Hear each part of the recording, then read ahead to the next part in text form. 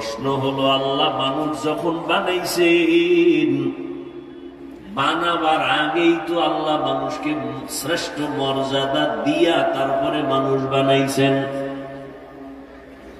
মানুষ বানাইয়া শ্রেষ্ঠ মর্যাদা দেন নাই, বরং মানুষকে আল্লাহ বানাবার আগেই মর্যাদা দিয়া বানাইছেন। 24টা ঘন্টার প্রতিটি মুহূর্ত নূরের সৃষ্টি ফেরেশতারা আল্লাহর তাসবিহ পড়ে গুণগান করে। 1 সেকেন্ডের জন্য গুনাহ করবে দূরের কথা, গুনাহ চিনেই না। এরপরও নূরের তৈরি ফেরেশতারা দামি না।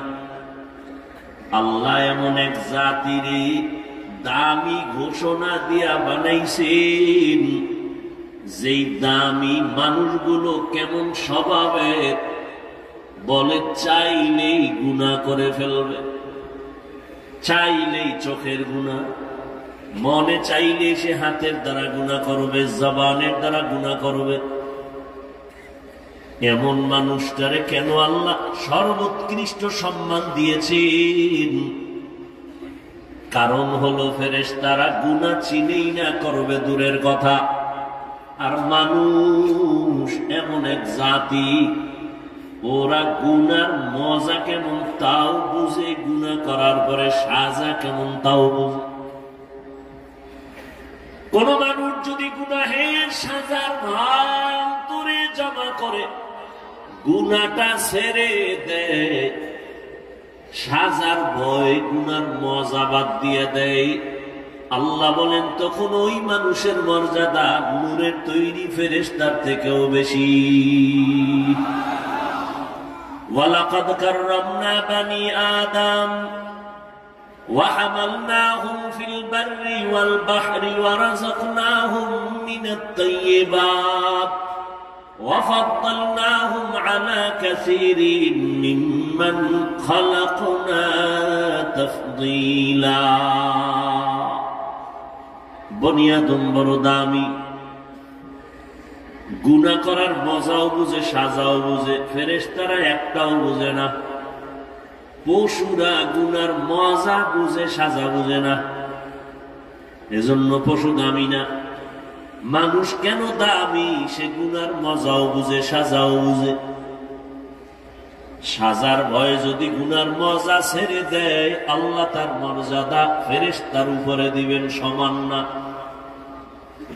আবার কেউ যদি গুনার মজা বুঝিয়া সাজাকে তোয়াক্কা না করে গুনাহ করে ফেলে, আল্লাহ তাও বলেন ওটা আর মানুষ থাকবে না, ওটা পশুর থেকেও খারাপ হয়ে যাবে। ওয়ালাকাদ যারানা লিজাহান্নামা কাসীরাম মিনাল জিন্নি ওয়াল ইনসি লাহুম কুলুবুন লা ইয়াফকাহুনা বিহা ওয়া লাহুম আ'ইনুন লা ইউবসিরুনা বিহা ওয়া লাহুম আযানুন লা ইয়াসমাউনা বিহা উলাইকা কাল আনআমি বাল হুম আযাল উলাইকা হুমুল গাফিলুন।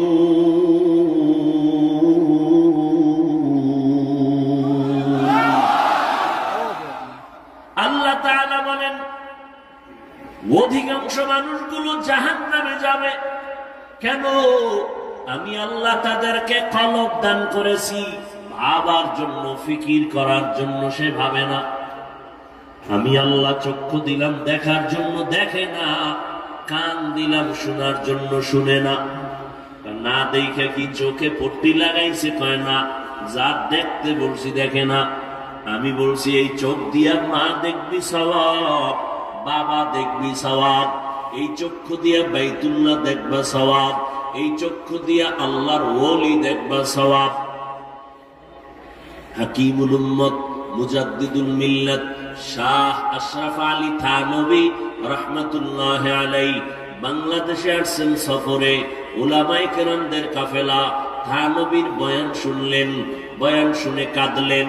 এক পর্যায়ে কাছে গিয়া প্রশ্ন করলেন, হযরত একটু প্রশ্ন হলো, হাদিসে পাকে নবী বলেছেন, সন্তান যখন মা বাবার দিকে মহব্বতের নজরে তাকায়, হজের সওয়াব পায়, বাইতুল্লাহর জিয়ারতের সওয়াব পায়। হ্যাঁ, হাদিসে আছে তো। আমাদের প্রশ্ন হলো, মায়ের দিকে তাকাইলে বাইতুল্লাহর জিয়ারত পাই, বাবার দিকে তাকাইলে বাইতুল্লাহ পাই, বাইতুল্লাহর সওয়াব, কিন্তু আল্লাহর ওলিদের দিকে তাকাইলে কি পাবো? হাকিমুল উম্মত, উম্মতের কলবের ডাক্তার। হাকিমুল উম্মত বলেন, সন্তান মা বাবার দিয়ে তাকায়, বাইতুল্লাহ পায়, বাইতুল্লাহর জিয়ারতের সওয়াব পায়। তবে শুনো, যারা আল্লাহর ওলিদের দিকে তাকাবে, এরা শুধু বাইতুল্লাহ পাবে না, বরং এরা বাইতুল্লাহর মালিকের পেয়ে যাবে।